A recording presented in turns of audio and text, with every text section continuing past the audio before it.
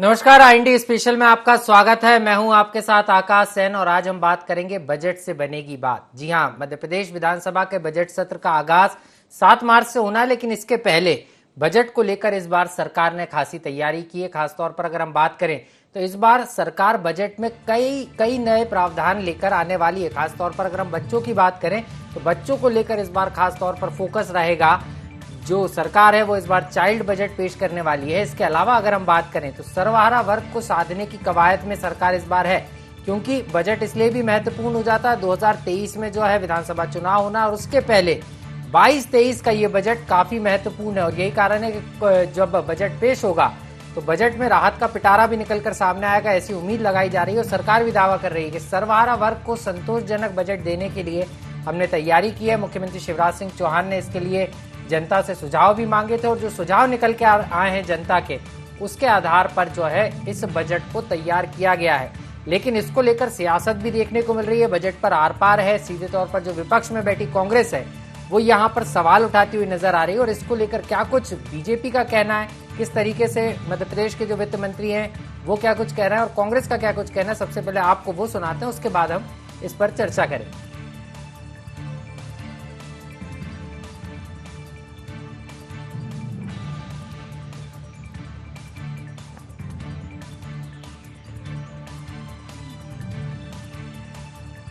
मध्य प्रदेश सरकार का कैसा बजट हो, क्या करना चाहिए, इस प्रकार के सुझाव हमने आमंत्रित किए हैं। और उसी सिलसिले में हमने कुछ चुनिंदा, कुछ 50-100 लोगों को, हमने व्यापारी लोगों को हमने बुलाए थे पूरे मध्य प्रदेश से। उनसे परिचर्चा भी की है, उनसे सुझाव वहाँ पर आमंत्रित भी किए हैं, लिखित में भी उनसे सुझाव लिए हैं। ऐसे ही हमने उद्योगपतियों को भी हमने आमंत्रित किए थे। प्रशासन एकेडमी में हमने वो कार्यक्रम रखा था परिचर्चा का, तो वहाँ पर चार्टेड अकाउंटेंट वगैरह ऐसे प्रबुद्ध जन लोगों को भी हमने ऐसी 3 परिचर्चाएं वहाँ पर की थी। उनसे सुझाव आमंत्रित हमने किए। बहुत सारे सुझाव उसमें अच्छे सुझाव आए हैं। उन सबको कलेक्ट करके उन पर हम गंभीरता से विचार करेंगे। जो भी सुझाव उसमें सम्मिलित करने जैसे होंगे निश्चित रूप से बजट में हम सम्मिलित करेंगे। ऐसा प्रयास हमारा रहेगा कि प्रदेश सरकार का बजट जनहित का बजट बने, अच्छा बजट बने। क्या क्या उसमें हो सकता है, यह हमने एक स्वच्छ परंपरा के हिसाब से हमने ये काम किया है। तो मध्य प्रदेश में आर्थिक स्थिति बहुत ज्यादा खराब है, हालात बिगड़े हुए हैं। उधार लेके घी पीने के काम कर रही है सरकार, कर्जा लेके तनख्वाह बांटने का काम कर रही है। बजट सत्र आने वाला है, बजट पे उम्मीद करते हैं कि सरकार ऐसे निर्णय लेगी कम से कम कि मितव्ययता हो। जो लग्जरी के खर्चे हैं, जो विलासता के खर्चे, उनको रोक कर गरीबों को राहत दी जाए, टैक्सेशन में मदद की जाए और जीएसटी के माध्यम से खासकर पेट्रोल पदार्थों पर, गैस सिलेंडर पर, पेट्रोल पर, डीजल पर राहत दी जाए। ग्रामीण क्षेत्र में लघु उद्योगों को बढ़ावा देने के लिए, काम करने के लिए लोगों को लोन देने की सुविधा पर विचार किया जाए। ये सारी बातें हैं जो भारतीय जनता पार्टी सरकार को सोचनी चाहिए।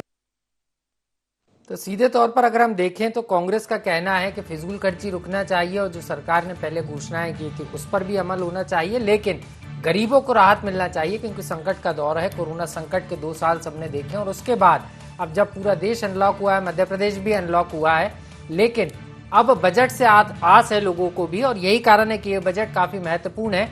आमिर के पास चलेंगे हम सीधे, हमारे भोपाल संवाददाता हैं। आमिर, जिस तरीके से सरकार तैयारी कर रही है बजट को लेकर और माना यह जा रहा है कि इस बजट में खासे प्रावधान किए गए हैं, क्या कुछ नया देखने को मिलेगा इस बार के बजट में? क्योंकि बजट जो है वो पूरी तरीके से तैयार हो चुका है। मुख्यमंत्री शिवराज सिंह चौहान इसको लेकर मंत्रियों के साथ चर्चा भी करने वाले हैं, लेकिन आपके पास क्या जानकारी है, क्या कुछ खास रहने वाला है इस बार के बजट में? देखिए, 7 मार्च से मध्य प्रदेश विधानसभा का बजट सत्र शुरू हो रहा है और इसको लेकर ये कहें कि सरकार ने तैयारी भी पूरी कर ली है। बजट पेश होना है और इसको लेकर वित्त विभाग ने सभी विभागों से राय भी ली थी, विधायकों से भी राय ली थी और ये कहें कि बजट बेहतर तरीके से सबके हित में हो सके, इसको लेकर व्यापारियों से और अलग अलग विभाग से भी राय ली गई थी। इसको लेकर परिचर्चा भी आयोजित की गई थी कि ताकि सबकी इसमें राय शामिल होगी तो बेहतर बजट हो सकेगा। आमिर, राय तो शामिल होगी, सबकी सुझाव लिए हैं, लेकिन अभी जो निकलकर चीजें सामने आ रही हैं कि बजट पूरी तरीके से बनकर तैयार हो गया है और बस ऐलान बाकी है और इस बार सरकार काफी कुछ नया करने वाली है। क्या वो प्रारूप है और किस तरीके से बजट रहने वाला? देखिए, इस बार हम ये भी कह सकते हैं कि इस बार बच्चों को लेकर खासा एक बजट तैयार किया गया है, क्योंकि कई बार देखते हैं कि बहुत सी ऐसी योजनाएं होती हैं सरकार की, चाहे वो किसानों की हैं, महिलाओं को लेकर हो, युवाओं को लेकर हो, लेकिन जब बच्चों की बात आती है तो उसके बजट को लेकर खासा फोकस रखा जाता है।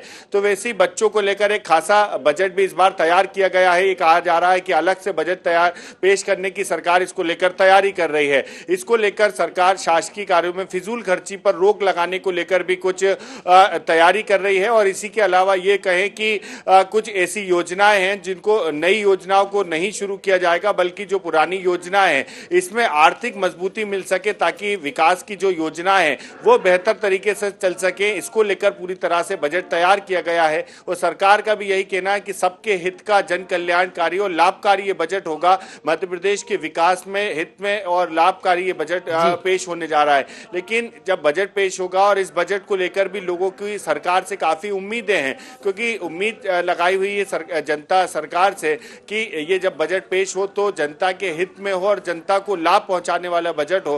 हालांकि विपक्ष में बिल्कुल आमिर, लाभ पहुंचाने वाला बजट हो, जनता को भी ये उम्मीद है। लेकिन दो तीन चीजें बजट में खास हैं। चाहे अगर हम बात करें कर्मचारियों को सौगात देने की, तो जो वेतन भत्ता है, महंगाई वेतन भत्ता, उसको बढ़ाने की बात भी जो है बजट में कही जा रही है। इसके अलावा जो चाइल्ड बजट का आप जिक्र कर रहे थे, चाइल्ड बजट में भी जो है, जो पहले से महिला एवं बाल विकास में जो बच्चों के लिए प्रावधान होते थे, अलग अलग विभागों में जो प्रावधान होते थे, उसका अब अलग से एक समायोजित करके चाइल्ड बजट तैयार किया गया है। अगर इसमें हम बात करें तो अलग अलग प्रावधान होंगे, किस राशि के तहत, किस तरीके से, किस योजना के तहत बच्चों को लाभ मिलेगा, इसकी जानकारी भी होगी। तो क्या लग रहा है, ऐसी कौन सी नई चीजें हैं कि जो इस बार बजट में होंगी? देखिए, जिस तरह से बच्चों को लेकर कहा जाता है कि उनकी योजनाएं जिस तरह से सरकार चलाती है, तो बजट में उसका खास प्रावधान रखा गया है और अलग से बजट पेश करने की बात सरकार कर रही है। क्योंकि बच्चों को लेकर जो सरकार विकास की योजना चलाती हैं, उनका जब अलग से बजट पेश होगा तो जाहिर है कि उन्हें योजनाओं का लाभ बेहतर तरीके से मिल सकेगा। क्योंकि जब योजनाएं चलाती हैं और अगर उनकी योजनाओं को, जी बिल्कुल आमिर, लौटूंगा आपके पास। बजट में खासे प्रावधान किए गए, लेकिन सवाल भी कई सारे हैं, विपक्ष सवाल उठाते हुए नजर आ रहा है। लेकिन हम सबसे पहले बीजेपी के पास चलेंगे। हितेश वाजपेयी जी जुड़ गए हमारे साथ, प्रवक्ता हैं, सीनियर लीडर हैं बीजेपी के। सर, बहुत बहुत स्वागत है आपका ND24 में। जी नमस्कार सर। हितेश जी, आपसे समझना चाहूंगा सर, बजट की तैयारी है और कहा यह जा रहा है कि मिशन 2023 की भी ये तैयारी है, और यही कारण है कि सरकार ने सभी वर्गों को ध्यान में रखकर ये बजट तैयार किया है। लेकिन कांग्रेस जो है वो सवाल उठा रही है कि सिर्फ कोरी घोषणाएं होंगी बजट में। देखिए, कांग्रेस को तो ना बजट देना है ना कुछ करना है। इस देश को और प्रदेश को तो बर्बाद ही उनने किया है जी। और धीरे धीरे पटरी पर लाने का काम प्रदेश में शिवराज जी और देश में मोदी जी कर ही रहे हैं। तो इसीलिए कांग्रेस से तो आप पूछना ही बंद कर दो, ये सब उनकी समझ के बाहर के विषय है जी। वो ये थोड़ा ना बोलेंगे कि ये करना है। कर्ज माफी के नाम पे बेवकूफ बनाते रहे, 4,000 रुपए बेरोजगारों के लिए नौकरी की व्यवस्थाएं नहीं करोगे आप, ऐसा माहौल नहीं बनाओगे कि यहाँ पे मैन्युफैक्चरिंग सेक्टर आए।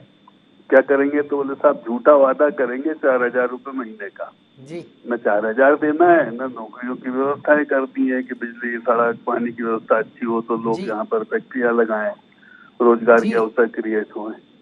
महिलाओं से संबंधित सभी योजनाएं बंद कर दी, छात्राओं से संबंधित जितनी भी प्रमोशन की स्कीम थी उठाकर बंद कर दी, कन्यादान बंद कर दी, लाडली लक्ष्मी बंद कर दी। ये तो बात बंद करने की हो गई, यही कारण है कि उन्होंने बंद कर दी और आपने शुरू की तो आपकी सत्ता में वापसी हो गई।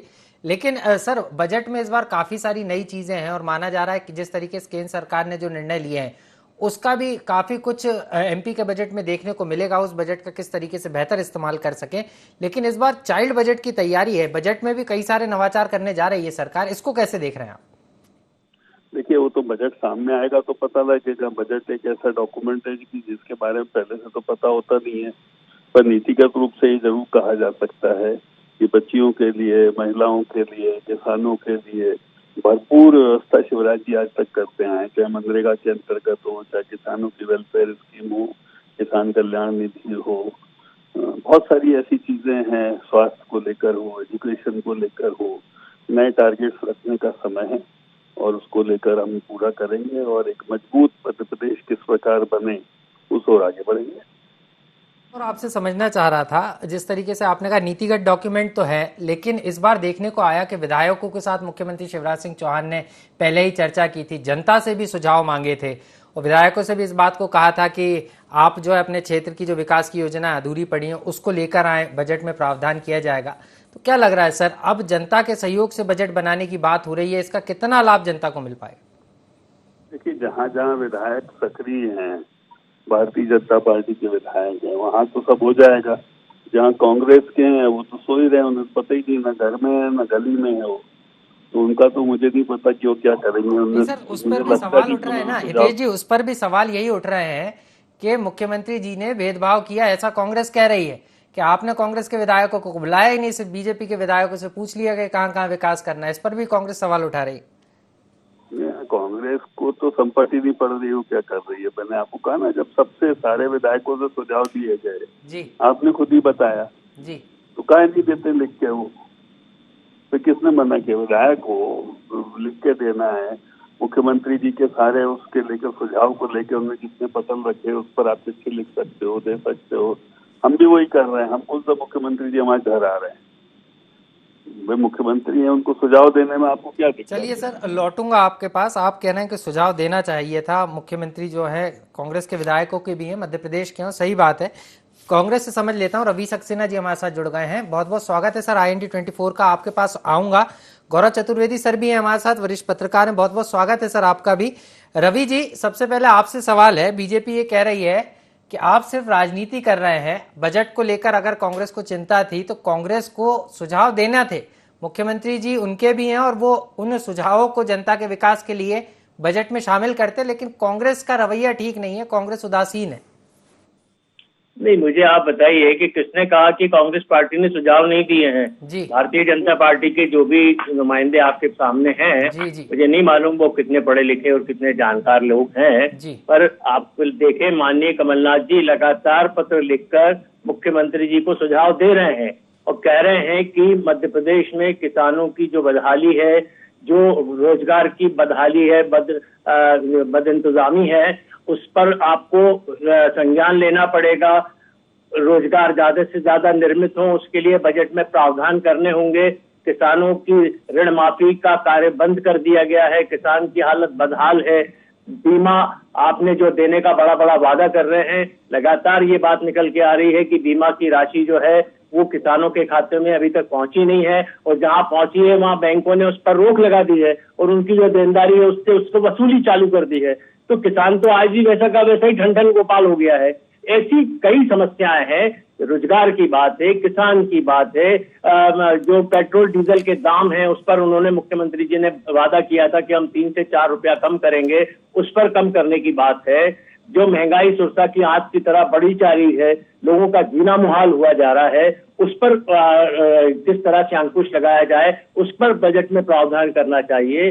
नहीं सर, ये सुझाव क्या लिखित में दिए? कमलनाथ जी ने तो कुछ पत्र लिखे हैं, उसकी जानकारी मुझे भी है, लेकिन कांग्रेस के जो अन्य विधायक हैं उनने भी ऐसे कोई पत्र लिखे हैं क्या? सत्ता पक्ष का यही कहना है कि सकारात्मक सुझाव जो है कांग्रेस पार्टी की तरफ से नहीं आते, आरोप लगा दिया जाता है। नहीं, मैंने आपको कहा ना, ये बात तो बीजेपी के लोग कह रहे हैं, क्योंकि क्या है ना, नाचना जानू आंगन टेढ़ा। आपको अगर अपनी जिम्मेदारियों से भागना है तो निश्चित रूप से आप कांग्रेस पर आरोप लगा दो कि कांग्रेस तो कुछ बोलती नहीं है, कांग्रेस तो कुछ करती नहीं है। अरे सरकार आपकी है, आपको करना है, सुझाव हमने दिए हैं, उन सुझावों पर अमल हो। चलिए, आप कह रहे हैं सुझाव दिए हैं सर, लौटूंगा, आप बने रहिए हमारे साथ। गौरव सर हमारे साथ जुड़े हुए हैं। गौरव सर, आपके पास आना चाहूंगा, आपसे समझना चाहूंगा सर, बजट से बनेगी बात, लेकिन ये बात किसकी बनेगी ये भी समझना होगा, क्योंकि ये जो बजट है ये काफी महत्वपूर्ण है। 22-23 का ये बजट होगा और इसमें राज्य सरकार की पूरी कोशिश होगी कि मिशन 2023 के लिए सर्वहारा वर्ग को इस बजट के माध्यम से साधा जाए, लेकिन कांग्रेस की भी अपनी अलग तैयारी है। तो कैसे देख रहे हैं सर, क्या सरकार जिस चीज की तैयारी कर रही है उसमें कामयाब होती नजर आएगी? क्योंकि इस बार व्यापक पैमाने पर चाइल्ड बजट की बात की जा रही है, कई नए नवाचारों की भी बात इस बार बजट में की जा रही है, आप कैसे देख रहे हैं सर? देखिए, नवाचार सिर्फ शब्दों का घालमेल है जी। अगर सही मायने में देखा जाए तो ये बजट केंद्र की योजनाओं पर आधारित बजट रहेगा और पूरा का पूरा बजट कर्जे पर आधारित है। हर महीने मध्य प्रदेश सरकार 2000-3000 करोड़ रुपए का कर्जा ले रही है और मध्य प्रदेश सरकार के ऊपर कर्जा 2 लाख करोड़ रुपए से ऊपर हो गया है जी। सरकार के पास रेवेन्यू बटोरने के सिर्फ दो ही साधन है, एक पेट्रोलियम है जिस पर इतना ज्यादा टैक्स है कि अब इसमें सरकार नया टैक्स जोड़ नहीं सकती है। आबकारी का जो दूसरा माध्यम है टैक्स का, उसकी हालत यह है कि मध्य प्रदेश में शराब ठेकेदार अब शराब के ठेके लेने से कतरा रहे हैं, क्योंकि इतना ज्यादा पैसा वो देने के बाद भी सरवाइव करने की स्थिति में नहीं है। और जो उनकी सबसे बड़ी परेशानी है शराब ठेकेदारों की, वो है सबसे बड़ी परेशानी घटिया शराब और अवैध शराब का बिकना। ना घटिया शराब पर सरकार रोक लगा पा रही है और ना अवैध शराब पर रोक लगा पा रही है। जो कर्जे की लिमिट है सरकारों की, सरकार उस कर्जे की लिमिट को पार कर चुकी है। 3.5% जीडीपी का लेना चाहिए था, वो 5.5% के ऊपर हो गया है। अब आप किसी से राय लें या ना लें, सरकार के पास पैसा है नहीं और सरकार सिर्फ लुभावने वादे कर पाएगी। जो इन्वेस्टमेंट बढ़ाने की बात कर रही थी पिछले 10 साल से, वो इन्वेस्टमेंट उतना नहीं आ पाया है। बेरोजगारों के पास नौकरी है। और आकाश जी, आप स्वयं सोचिए, आपसे ही एक मैं छोटा सा सवाल कर रहा हूं कि आपने पिछले महीने, 2 महीने, 3 महीने में अपने ऊपर कोई ऐसा खर्चा किया है जो आपको विलासिता की ओर प्रदर्शित करने वाला हो? क्या आपने कपड़े खरीदे हैं, क्या आपने जूते खरीदे हैं, या आपने कोई बड़ी चीज खरीदी जो आवश्यक नहीं थी लेकिन आपने ले ली हो?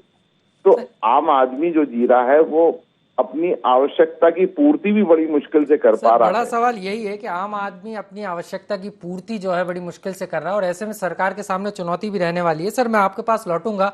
हितेश जी लगातार हमारे साथ बने हुए हैं। हितेश जी, सवाल तो ये भी है कि एक तरफ कर्ज का बोझ है और ऐसे में आम आदमी को राहत देना है, तो चुनौती तो आपकी सरकार के लिए भी है, तो क्या आप लोग राहत दे पाएंगे?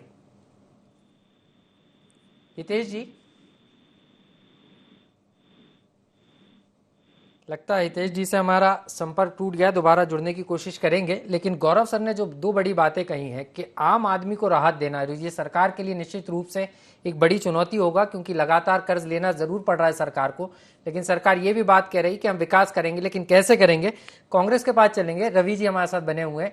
रवि जी, अब कांग्रेस की क्या तैयारी है? क्योंकि आप इस बात को कह रहे हैं कि हमने सुझाव दिए हैं, और आपको क्या लग रहा है कि क्या फैसले सरकार ले सकती है? क्योंकि एक तरफ कर्ज का बोझ भी है। आपको नहीं लग रहा सरकार के लिए चुनौती रहने वाला है? क्योंकि आप तो कह रहे हैं घोषणाएं होंगी कोरी। नहीं, निश्चित रूप से अभी गौरव जी ने आपके सामने पूरा खाका इस मध्य प्रदेश सरकार की अर्थव्यवस्था का रखा है। 2000-3000 करोड़ रुपया पर मंथ जो है वो बाजार से उठा रहे हैं और 8-8% ब्याज पर उठा रहे हैं। तो आज आप मुझे देखें कि जिस सरकार के पास तनख्वाह बांटने के पैसे नहीं है, वो विकास कैसे कर पाएगी इस मध्य प्रदेश का? 1,56,000 करोड़, 2,56,000 करोड़ रुपए का इस मध्य प्रदेश के ऊपर कर्जा हो चुका है। हर नागरिक लगभग 18,500 रुपए का कर्जदार बन चुका है। अब ऐसी विषम स्थिति में, जबकि रोजगार के लाले पड़े हुए हैं, महंगाई सुरसा की आग की तरह बढ़ी हुई है और जो जिंदगी में लोगों का जीना मुहाल हो गया है, रोजमर्रा की उनकी आवश्यकताएं पूरी नहीं हो रही हैं, तो ऐसी स्थिति में ये सरकार क्या कर पाएगी? चलिए, क्या कर पाएगी सरकार, ये समझ लेता हूँ। हितेश वाजपेयी जी हमारे साथ दोबारा जुड़ गए। हितेश जी, आपसे समझना चाहूंगा, कांग्रेस का यह आरोप भी है कि सरकार पहले से ही कर्जे में डूबी है और सरकार ऐसे में राहत देने की बात कर रही है। आप लोग राहत देने की बात कर रहे हैं, तो कैसे देंगे राहत, ये भी तो बताएं। पैसा कहाँ से लाएंगे? देखिए, अभी तक दे ही रहे हैं जी। इन्होंने तो 15 महीने में एक निकम्मी सरकार चलाई, बताएं, जिसने कन्यादान बंद कर दिया, लाडली लक्ष्मी बंद कर दिया, किसानों का प्रीमियम का पैसा नहीं दिया। आपको पता है, इन्होंने सोचिए 2020 का पैसा तक नहीं दिया। जब शिवराज जी ने दोबारा शपथ ली तब जाकर 2,000-2,500 करोड़ रुपए प्रीमियम का पैसा जमा हुआ, जिसकी वजह से वो डिले हुआ फसल बीमा, और अब जाके उनको उस वर्ष का बीमा मिल पाता है, बीमा राशि जो क्लेम बने थे। तो ऐसी तो निकम्मी सरकार है कांग्रेस। ना कांग्रेस को दल चलाना आता है, ना सरकार चलाना आता है, बस मुंह चलाना आता है। ऐसी कांग्रेस का क्या जवाब दें? नहीं सर, जवाब क्या दें, ये बात तो सही है, मान लेते हैं आप जो कह रहे हैं, लेकिन सवाल तो ये भी है ना कि 2 लाख करोड़ से ज्यादा का कर्ज हो रहा है मध्य प्रदेश सरकार पर, और सरकार ऐसे में जो है कर्ज लेना पड़ेगा लगातार, तो जो कर्ज की लिमिट है वो भी क्रॉस होगी। तो विकास में कहीं ना कहीं ये नहीं लग रहा आपको कि चुनौती भी होगी कि कैसे करेंगे? क्योंकि पेंशन भी देना है, नए पेंशन स्कीम को लेकर भी आंदोलन की बात हो रही, तो सर्वहारा वर्ग को साधना एक बड़ी चुनौती नहीं लग रहा आपको? बिल्कुल नहीं है। देखिए क्या होता है, कर्ज का तो साधारण सा गणित है। जैसे कि आदमी आज कार खरीदने जाता है तो 15 लाख रुपए घर में इकट्ठे करके थोड़ी ना रखता है कि लेके जाऊंगा जी। वो अपनी तनख्वाह की साख के आधार पर उसका कैलकुलेशन है। जिसकी जितनी तनख्वाह होती है, जिसकी आमदनी होती है, जितना बजट, उसके हिसाब से बजट बनता है और वो देता रहता है जी। वो यदि ये सोचे नहीं 15 लाख रुपए इकट्ठे करके लेकर जाऊंगा तभी कार लूंगा तो कभी कोई ले ही नहीं पाएगा। और इसी प्रकार जब सरकार चलती है तो सरकार अपने बजटरी प्रोविजन का एक हिस्सा देयकों के लिए रखती है, उसके आधार पर वो कर्ज लेती है। तो जब 2.5 लाख करोड़ का हम लोग बजट देते हैं तो हम उसके आधार पर फिस्कल डेफिसिट और जो हमारे जीडीपी का रेशो है उसको मेंटेन करते हुए आरबीआई की गाइडलाइन के तहत हमारी पात्रता है लेने की। जो 40,000 करोड़ का बजट बनाते थे वो क्या समझेंगे 2.5 लाख करोड़ का बजट और लोन क्या होता है। चलिए, ये सब इनके समझ की बात नहीं है। जी जी बिल्कुल सर, कांग्रेस से लेकिन समझ लेता हूं। आप जरूर कह रहे हैं कि कांग्रेस के समझ की बात नहीं है, लेकिन कांग्रेस से समझ लेते हैं। रवि जी, सीधे तौर पर बीजेपी का ये कहना कि जो है व्यापक रूप से कर्ज जरूर ले रहे हैं लेकिन विकास भी कर रहे हैं और कर्ज को चुकाने की व्यवस्था भी की गई है, और यही कारण है कि बजट बनाने से पहले विशेषज्ञों की राय भी बीजेपी सरकार ने ली थी। मैंने अभी आपको बताया कि ये सरकार केवल झूठ और प्रपंच के अलावा कोई काम करती नहीं है। 15 साल पहले और 2 साल ये 17 साल में आज मैं ये हितेश वाजपेयी बैठे हैं, मैं इनसे पूछता हूँ शिवराज जी का एक काम है, सिग्नेचर प्रोजेक्ट बता दीजिए कि 17 साल में जिसको याद किया जाए, कोई उद्योग लगाया हो, कोई आईटी सेक्टर लाए हो, कोई बांध बनाया हो, कोई बड़ा काम ऐसा किया हो जिससे इस देश के, इस प्रदेश के बच्चों को कुछ नौकरी मिली हो, कुछ रोजगार की व्यवस्था की हो। हमारे मध्य प्रदेश के बच्चे आज बंबई में, बेंगलोर में, हैदराबाद में, दिल्ली में, नोएडा में दर की ठोकरें खा रहे हैं। 15-15 हजार रुपए की नौकरियों में दर की ठोकरें खा रहे हैं। मध्य प्रदेश में किसी तरह का कोई आईटी सेक्टर नहीं आया, जबकि हमारे यहाँ के बच्चे लगभग 28 से 30 लाख बच्चे जो है आज पूना, मुंबई और हैदराबाद में काम कर रहे हैं, बेंगलोर में काम कर रहे हैं। चलिए, तो आप आपका बताएं, हमारा जो बच्चा है आज वो दूसरे प्रदेशों में जाके दर की ठोकरें खा रहा है, और ये 17 साल की निकम्मी, नकारा और अकर्मण्य सरकार केवल गाल बजा रही है। चलिए, गाल कौन बजा रहा है सर? ये तो मिशन 2023 का रण बताएगा ही बताएगा, लेकिन अभी यहाँ पर चुनौती कई सारियां हैं। आप विपक्ष की दायित्व बखूबी निभा रहे हैं, लेकिन सरकार भी पीछे नहीं है, और यही कारण है बात जो है सर्वहारा वर्ग को साधने की हो रही है। हम कार्यक्रम के अंतिम बेला में अंतिम कमेंट के लिए गौरव सर के पास चलूंगा। गौरव सर, कितना चुनौतीपूर्ण मान रहे हैं आप सरकार के लिए भी, क्योंकि आपने भी इस बात को कहा कि कर्ज लगातार ले रही है सरकार विकास के लिए, लेकिन यहाँ पर कर्ज को मैनेज करना और जनता को मैनेज करना, क्योंकि सीधे तौर पर ये जो बजट होगा ये मिशन 2023 के लिए भी एक वानगी लिखता हुआ जाएगा, क्योंकि जब चुनाव आएंगे तो उस समय जनता इन तमाम चीजों का ध्यान रखने वाली है। देखिए, सबसे बड़ी अगर हम 2 साल के कोरोना संक्रमण को देखें तो एक सबसे बड़ी चुनौती है कोरोना संक्रमण के कारण जो सामान्य जनजीवन है वो अभी सामान्य नहीं हो पाया है। दूसरा, रूस और यूक्रेन के युद्ध के कारण जो पेट्रोल और डीजल के दामों में वृद्धि होना है वो भी महंगाई की ओर लेकर जाएगी। इससे भी जूझना सरकार की प्राथमिकता रहेगी। तीसरी चीज है, जो प्रायोजन अभी तक किए गए थे सरकार के द्वारा वो कितने पूरे किए गए। आप अगर देखें तो सरकार को सबसे पहले अपनी फिजूल खर्ची पर रोक लगाना पड़ेगी। फिजूल खर्ची का तात्पर्य है कि आपको सर्वहारा वर्ग को साधना है, वो सही है, लेकिन सर्वहारा वर्ग के साथ ऐसे कमिटमेंट ना किए जाएं जिसका बोझ आम जनता के ऊपर घूम फिर कर पड़े। जिस वर्ग को आप लाभ देने की कोशिश कर रहे हैं वही वर्ग उसके ऊपर भी घूम फिर करके उसके दबाव पड़ते हैं और उनके जो पैसे चुकाना पड़ते हैं उन्हें चुकाना पड़ते हैं। सरकार को बजट तैयार करते समय इंफ्रास्ट्रक्चर की ओर भी ध्यान देना होगा। ये 3-4 चीजें हैं, इनको सामने रखते हुए अगर सरकार बजट की बात करे तो बहुत सारी चीजें आसान हो जाएंगी और अपने खर्चों पर और कर्जों पर रोक लगाना पड़ेगी सरकार। निश्चित रूप से खर्चों पर भी रोक लगाना होगी और बजट को इस तरीके से बनाना होगा कि जो सर्वहारा वर्ग है उसको इसका लाभ मिल पाए। आप तीनों मेहमान हमारे साथ जुड़े, आपका बहुत बहुत शुक्रिया। तो सीधे तौर पर सरकार की तैयारी है, 7 मार्च को बजट आ जाएगा, उसके बाद जो फिल्म है वो साफ हो जाएगी कि बजट में किसको क्या मिला। लेकिन ये साफ है कि बजट बनाना अब यहाँ पर सरकार के लिए बड़ी चुनौती है, क्योंकि सर्वहारा वर्ग को यहाँ पर राहत देनी है। लेकिन इस बजट से सरकार की कितनी बात बनेगी ये भी देखना अहम होगा। IND स्पेशल में इतना ही, मुझे दीजिए इजाजत, नमस्कार।